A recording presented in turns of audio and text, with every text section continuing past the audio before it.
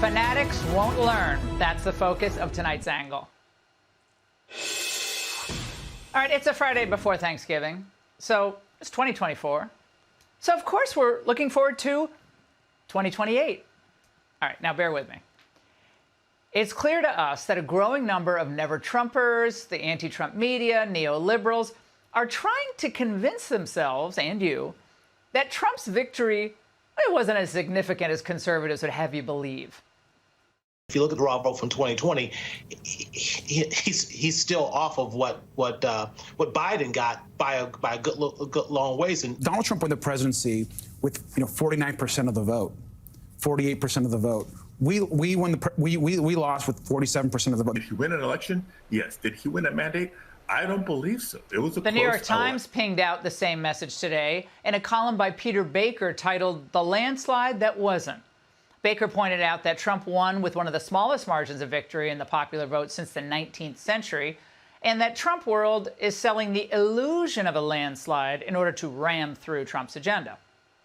Well, first, what incoming president doesn't use his victory as a reason to enact his policies? Isn't that the entire point of running and winning? Second, and the press knows this, it's not just the number of votes that Trump received, which is impressive. It's where he got them, from whom, and what he had to overcome to get them. He's expanded demographically the Republican coalition, the coalition that elected Trump in this election. It is younger, it's more blue collar, and it's more diverse than any Republican coalition really in modern political history. Yeah, modern political history. And as independent journalist Glenn Greenwald noted on X, Trump won a higher percentage of votes in New York City than any Republican candidate since George Herbert Walker Bush in 1988, 36 years ago. Now, that is huge. It turns out issues actually mattered to these Trump voters. And we all know the problems that New York is facing because of Democrat policies. You take a look at outside the battleground where Trump made some of his biggest gains. They were in states like New Jersey and New York and California, big blue states. He didn't win any of them, but he made big gains because of this kind of a shift. Democrats can continue with their fantasy thinking, minimizing the shift toward the GOP among Latinos and African Americans, among even young people and urban voters. But Democrats are just hurting their own party.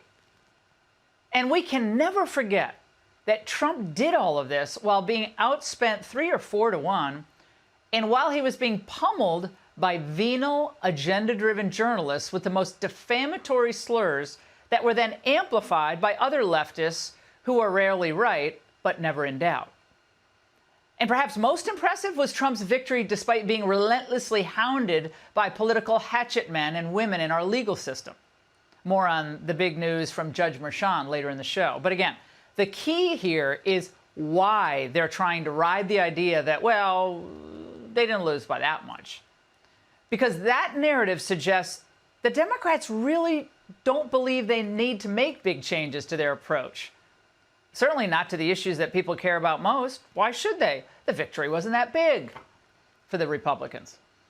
If they only lost because Biden dropped out late, or because Trump's appeal is sui generis, or because Harris wasn't a good communicator, then what they face as a party is really, if that's their thinking, just a personality or maybe a comms problem. Well, the problem, of course, with that is they were wrong on substance, wrong on the economy, wrong on war, wrong on the culture, and wrong on the border.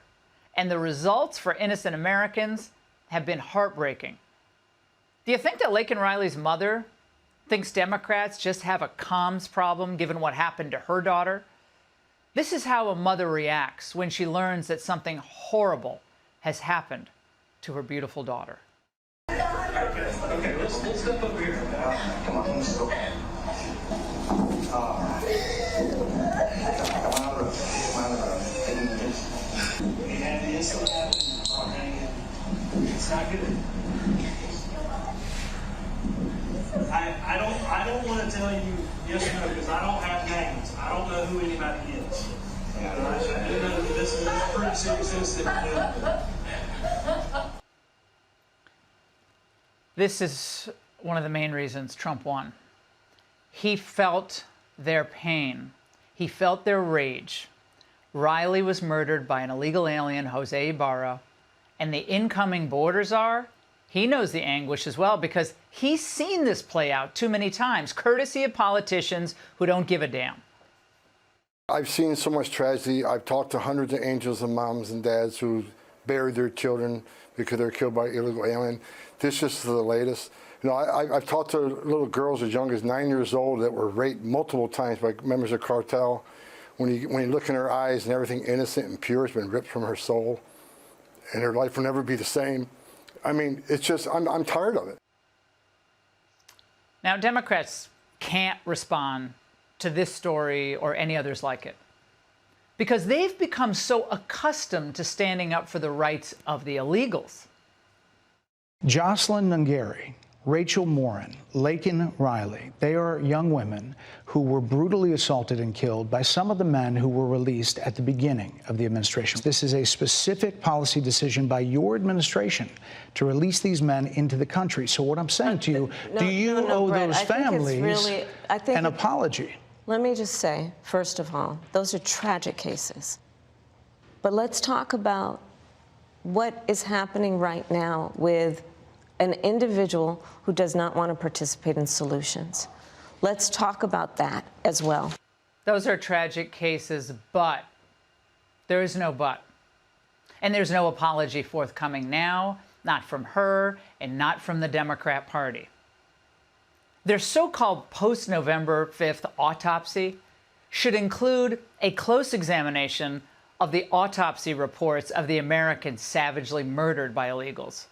But instead, their sanctuary leaders will proudly protect the migrants. That's not going to happen on my watch. We will not be participating in misguided efforts that harm our communities. We're not going to ask our police force to serve as ICE agents. We're not cooperating with that madness. The city of Los Angeles will not participate in any collaboration with ICE. And Boston's Mayor Michelle Wu is among the worst. We do not need the federal government's help in stepping in to cause mass fear. We have laws on the books that ensure that we do not cooperate on civil immigration detainers. Safer? Now, these rapist migrants terrorized children. As you heard Holman say, destroyed their innocence, ripped it from them. Look at them, Mayor Wu. Read the police reports. Read the charging documents. For Open Borders Democrats, this isn't about safety. It's not about safety of the migrants. The migrants are being brutalized too. It's not about the safety of the American people. It's about politics and their own fanaticism.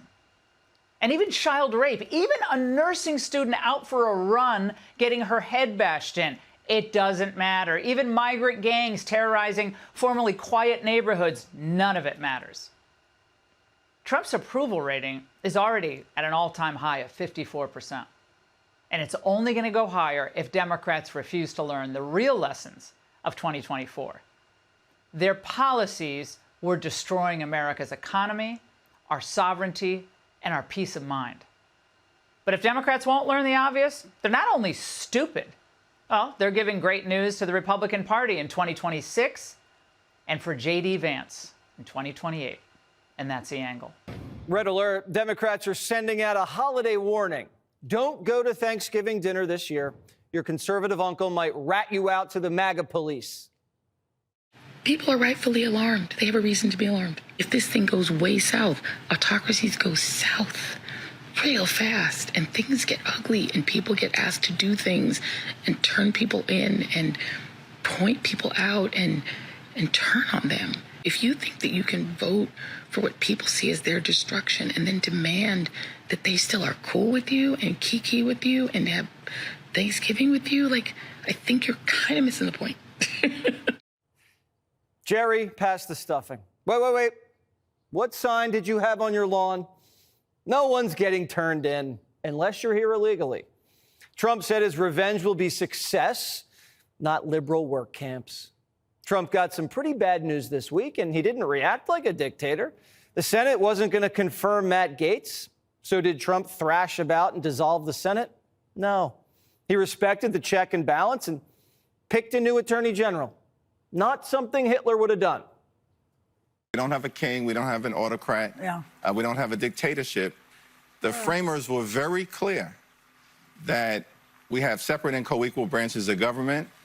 We've got checks and balances. Yeah. The Senate, I think, it did its job in terms of advice and consent. And that is a good thing for America in terms of how we move forward. Trump swapped out Gates with someone who has a much better chance of getting confirmed, former Florida AG Pam Bondi. J.D. Vance says Attorney General is the most important job in the government, only behind the president. Trump's had his eye on Bondi for a while.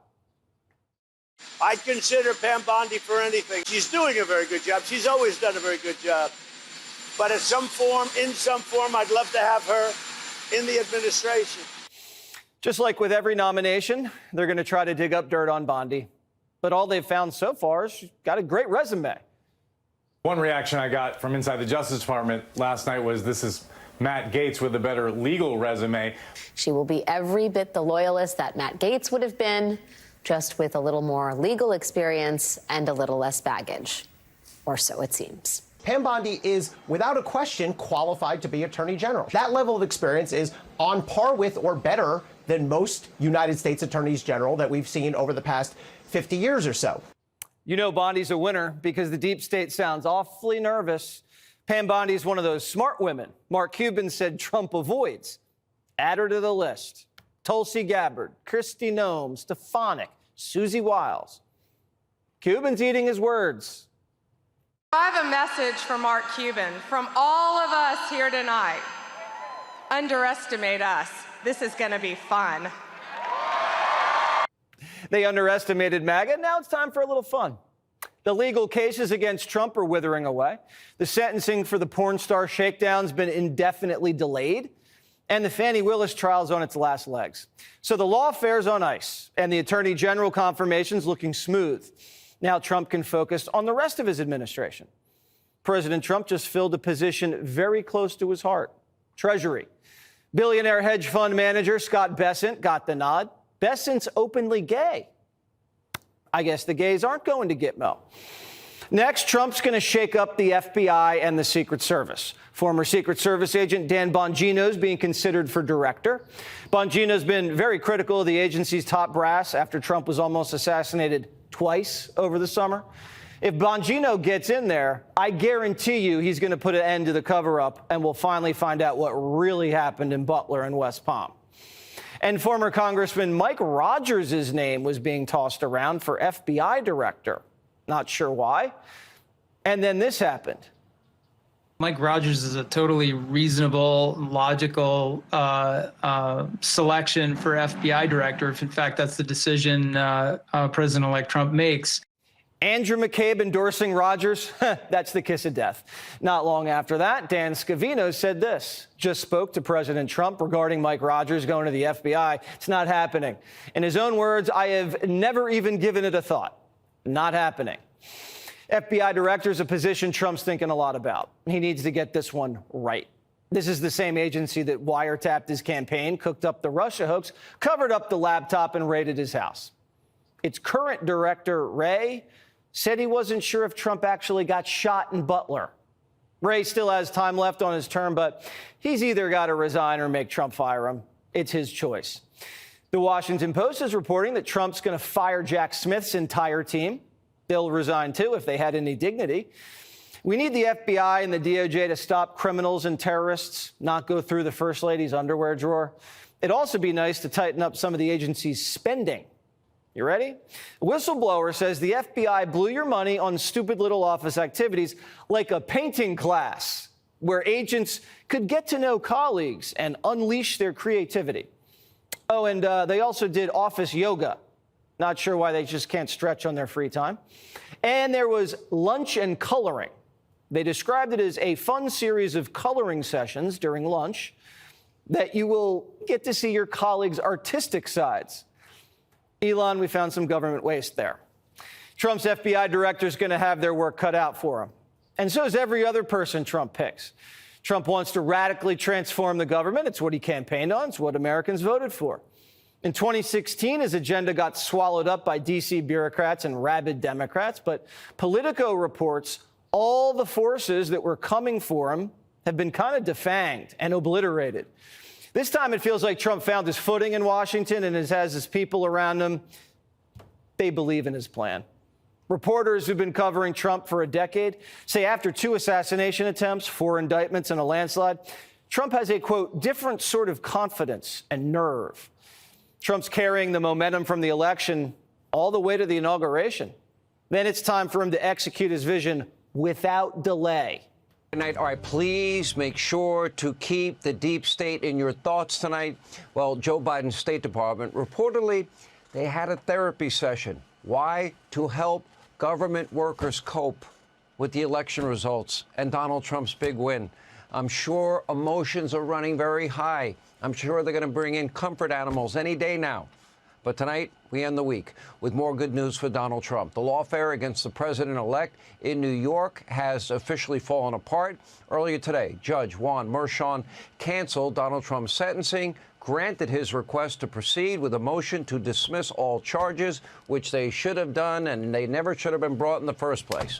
Anyway, while Trump appears to be in the clear, you just never know, though, with this judge and DA Bragg. You don't know. Now, coming up, we're going to show you how New York's politicized and weaponized system of justice is putting everybody in danger. But we begin with something very interesting you might not have noticed after the election. All across the country, there were many devout Democrats who were not just angry that Donald Trump won, they were also in a complete state of shock. Many totally, completely blindsided by Donald Trump's resounding win in both the Electoral College and the popular vote. Now, despite the disastrous last 4 years, the terrible approval numbers of Kamala and Joe, a wave of polls, we had pollsters on regularly in favor of Donald Trump. The Democrats, what, they didn't see it coming? The legacy media didn't see it coming? Probably because the primary source of news is legacy media, where, look, I said in 2007, journalism in America is dead. It's been dead and buried, with a few exceptions like Fox News for some time. And it's become a far-left echo chamber. That is what has emerged.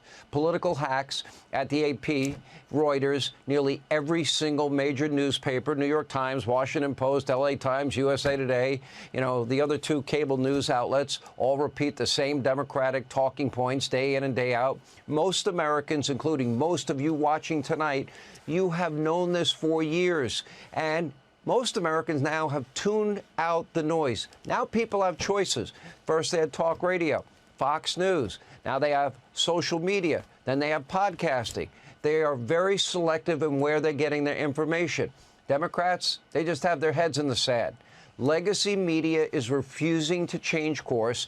Even as their numbers decline, their influence is totally evaporated. Now, take a look at this headline published just yesterday. This on MSDNC, quote, this makes me so angry.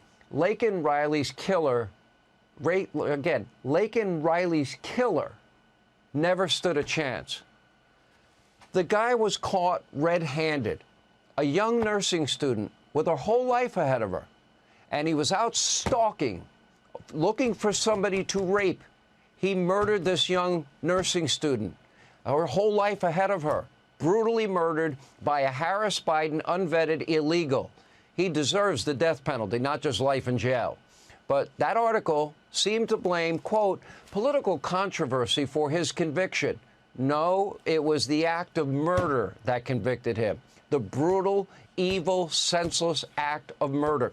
The only political controversy here is that this criminal lowlife was even inside of our country to begin with, invited by Joe Biden, in his own words, across wide-open borders to our south. Kamala and Joe, no vetting, 12.5 million unvetted Harris Biden illegals.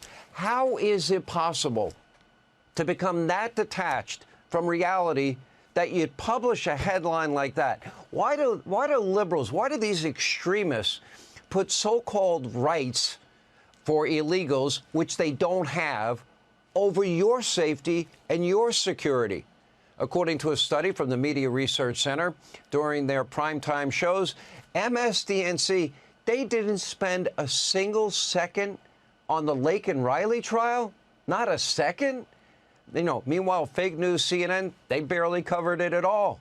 quote, between the morning of November the 15th, when the trial started, and Wednesday, November 20th, 2 p.m., when Jose Ibarra was ultimately sentenced, fake news, CNN, and MSNBC's primetime coverage of the case amounted to a single 161-second news brief on the Monday night edition of CNN's Laura Coates. I guess we should tip our hat to whoever she is. Illegal immigration, violent crime were two of the top issues in this election, according to almost every poll. And yet, these so-called cable news outlets, networks, completely ignored a major story during their primetime coverage. But by the way, they've been ignoring illegal immigration for 4 years. They went along with the big lie. Oh, the border's secured, the border's secured, the border's closed. No, it wasn't. We here at Fox told the country the truth. They didn't. They didn't focus on high prices, inflation, the bad economy. They didn't focus on higher gas prices. They're not looking out for all of you. And that's why people are leaving them in droves. And it gets worse. The big three networks, ABC, CBS, NBC, they dedicated about 4 times more coverage to an insult comics dumb joke about Puerto Rico 3 hours before Donald Trump ever got on stage at a Trump rally at Madison Square Garden than the Laken Riley murder trial. Apparently for ABC, CBS, and NBC, a bad joke from a comedian, and I'll grant you he probably shouldn't have been there, definitely. All right, they're saying that's more newsworthy than the murder of a young woman, nursing student by the name of Laken Riley at the hands of an unvetted Harris Biden illegal immigrant. By the way, we have dozens and dozens and dozens of dead Americans. We have dozens and dozens of Americans, including children that have been raped. We have thousands of Americans victims of violent crime because of Harris Biden unvetted illegals. This is why their far-left viewers were in total shock when Fox News projected that Donald Trump is the 47th president of this country. The legacy media has done nothing but lie and cover for the Democratic Party, and now they have no influence. And while they aren't particularly outraged that young women have been murdered and a lot of people raped and other people victims of violent crimes by these illegal immigrants, they are so deeply troubled by Donald Trump's political appointments. That gets them triggered. And that's not all. The legacy media also thinks it is dangerous to celebrate Donald Trump's huge win. Look at this headline from Politico, quote, calling Trump's win resounding isn't just wrong, it's risky. What's risky about it? Just so we are clear, the state-run legacy media mob allowing more than, what, 10, 11, 12.5 million? We don't know the exact number. We don't know how many gotaways. But all of these people coming into our country from over 180 countries, including countries with terror ties, our top geopolitical foes, but daring to call Trump's historic win resounding is risky? This legacy state-run media mob can and will never, ever be trusted again. They will never have influence ever again. And that goes for celebrity endorsements. They are completely, utterly meaningless. Sorry, Bruce Springsteen. Sorry, George Clooney. You could still be a real man and vote for, quietly. Just don't tell your friends. George Clooney, really? Julia Roberts, you can tell your husband you voted for Trump, but really, he won't know. You can lie to your husband. Howard Stern, what happened to you, Howard? You're not the same person. Taylor Swift, John Bon Jovi, the fear, the panic, the fear-mongering, the lying, hysteria, zero impact. None of them. Now, outside of the echo chamber, nobody cares what they have to say. So-called journalists only have themselves to blame. All right, I guess I'll stay. It's Friday, so you know what that means. Let's welcome tonight's guest, fresh from falling asleep in a tanning bed, novelist and literary critic Walter Kerr. She's a sports diva who got straight A's at Yeshiva. Sports reporter Emily Austin. I wish. Her favorite pregnancy book is Rosemary's Baby. New York Times bestselling author and Fox News contributor Ketuv. He's fearless and gigantic and makes ladies over 60 feel romantic. New York Times bestselling author, comedian, and former NBA World Champion Tyrese. We're just like, what? All right, before we get to some news stories, let's do this. Greg's Leftovers. Yeah. It's Leftovers, where I read the jokes that we didn't use this week. And as always, it's my first time reading them. So if they suck, Joe Mackey will be nominated as Attorney General and be forced to deport Jerry Nadler's pants. All right. Thanksgiving is next week, which means down in Washington, the White House kitchen staff has to hide the gravy boats so Joe doesn't crap in them. Meanwhile, Nancy Pelosi's preparing her Thanksgiving turkey. After stuffing the bird with breadcrumbs, celery, and onion, she gives it 2 shots of Botox, then stabs it in the back. Yeah. Transportation Secretary Pete Buttigieg said that the TSA is expecting record-breaking Thanksgiving travel this year. To speed up the lines and security, you'll never guess who's offered to help pat down travelers.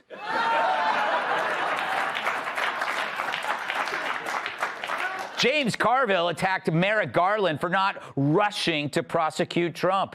Then he attacked a mongoose that was trying to steal his bowl of mice.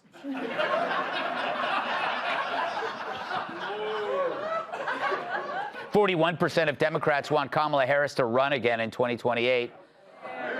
The other 59% prefer this guy.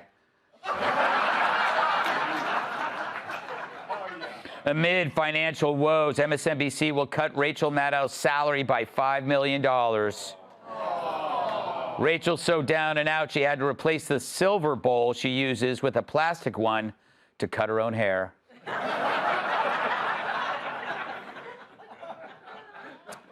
As wokeness dies off, AOC removed her pronouns from her Twitter bio and changed representative to congresswoman.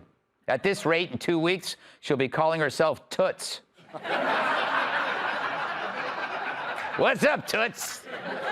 We got to bring that back. Snow in New York City last night, huh? To melt it, Mayor Eric Adams is urging New Yorkers to get busy urinating. New research shows that AI can recreate your personality simply by interviewing you for just 2 hours, which may then live on after you die. This is why 5 out of 5 scientists warn the world, never interview Joy Behar.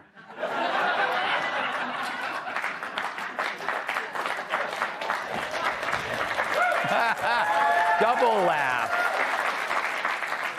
The world's saddest dolphin was recorded talking to himself because he has no friends. Yeah, they call this Brian Kilmeade disorder.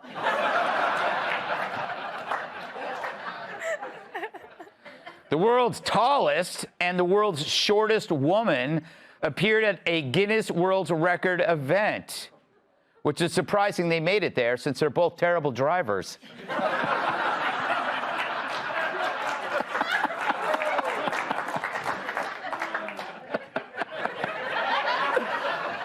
Adam Schiff claims Trump will use the U.S. military against him, but Trump says he's only asked the Army Corps of Engineers to help Adam build a chin.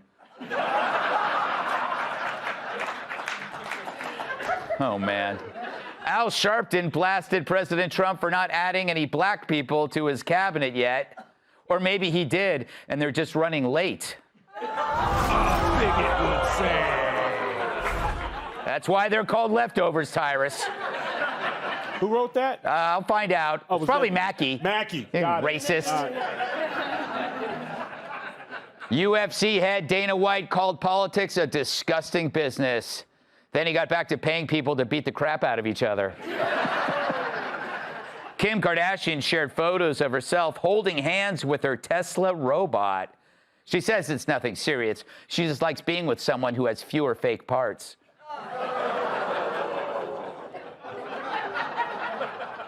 A 33-year-old man returning from Mexico was found to have 4.2 ounces of fentanyl in his rectum. Ugh, remind me to avoid fentanyl.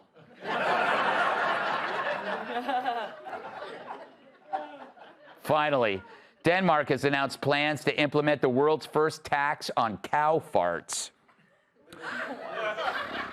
It's a move that's causing panic in the bovine community.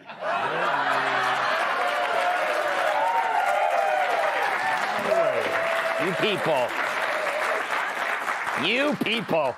All right, these days, MSNBC has come to stand for must-sell network before Christmas. Their post-election ratings are down 54%. That's 50% more than my body fat, Walter. Hell, Brit Hume's laxative reviews on YouTube have more viewers. And so they've slashed their budget so low, Joy Reid had to replace her toupee with a cocktail napkin. But don't feel bad. Check out this headline their website dropped today. Quote, Laken Riley's killer never stood a chance. Oh, now that can't be an accident. If you ask me, it's suicide by headline. What better way to kill off the rest of the network than to drop one of the most repulsive headlines of all time? MSNBC did finally change it, but the damage was already done. And the same can be said for their shows. Mika and Joe are circling the drain, with Morning Joe's already low ratings dropping another 15%. They're losing people as fast as The View loses toes. The public wants Scarborough's opinions about as much as his music.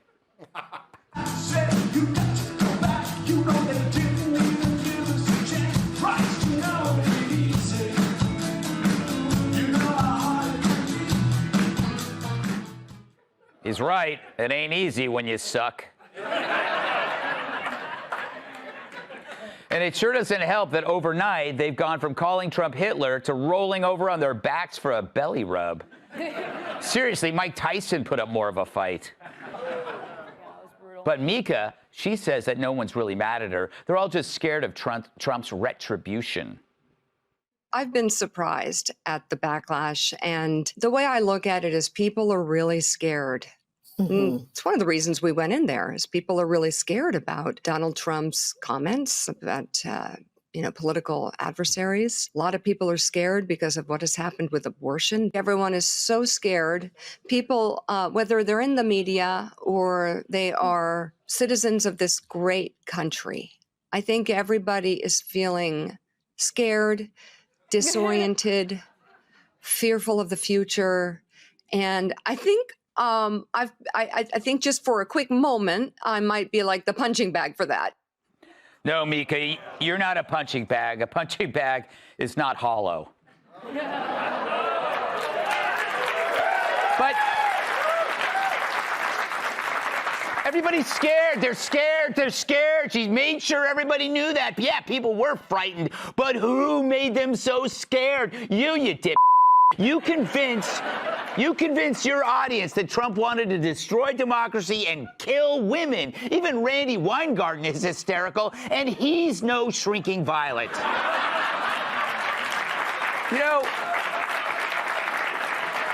If you really believed the stuff you actually said, you'd be fleeing the country, not groveling at Mar-a-Lago. Fact is, your viewers revile you because your motivations were exposed. The fear-mongering was strictly business. And now that your job is in jeopardy, the fear-mongering has gone away. You went from telling them Trump was evil to, Trump's not so bad. It's like your spouse telling you how much she hates her boss before running off with him to Jamaica. Meanwhile, Rachel Maddow's salary has been slashed by $5 million a year. It sounds like a lot, except she was making $30 million a year for one show a week. So if she does 50 shows a year, her pay went from $600,000 an episode to $500,000. That's like $5 per viewer. But one MSNBC executive justifies it, calling Maddow, quote, ratings Viagra. I'm sorry, she couldn't even give Chris Matthews a semi. And he's a horny little devil. Yeah. So what's next for MSNBC? Well, they're going to try to redefine themselves as a startup. But that's impossible because the product is nothing new and it's hopelessly contaminated. It's radioactive. It's like closing Chernobyl, throwing on a coat of paint, and reopening it as a glow-in-the-dark Cracker Barrel. Oh, be sure and check out the petting zoo for animals with 8 legs. But they're hoping that their viewers are so addicted to lies that they'll come back. Please come back, MSNBC will say to their betrayed lovers. I'll promise I'll do better. You need me. And they probably will go back. There's always a market for terrible ideas, even when the mocha smoothie they're being served is actually full of Hey, Sean Hannity here. Hey, click here to subscribe to Fox News YouTube page and catch our hottest interviews and most compelling analysis. You will not get it anywhere else.